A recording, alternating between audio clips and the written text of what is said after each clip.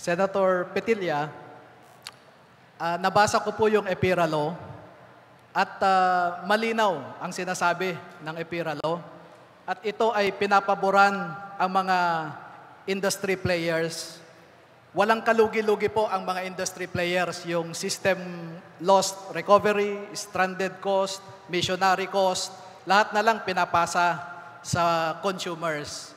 Ngayon po, sabi nyo kanina, nagbigay kayo ng rekomendasyon sa ating Pangulo para mabago ang EPIRA Law.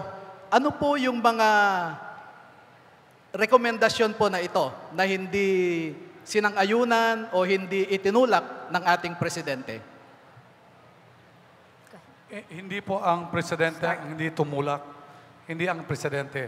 Kung hindi, pagdating sa Kongreso, doon pa lang, sa labanan pa lang, wala nang nakakaintindi.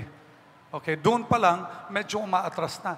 Hindi na nga ito umabot sa Senado. Bakit? Sa Senado, mukhang walang pakialam sila dito. Bakit?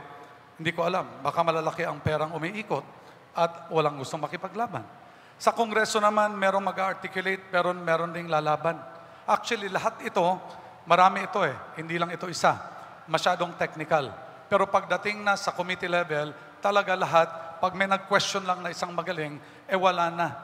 Sa pool na kaagad, patay na kaagad. Kailangan natin ang lalaban talaga dito.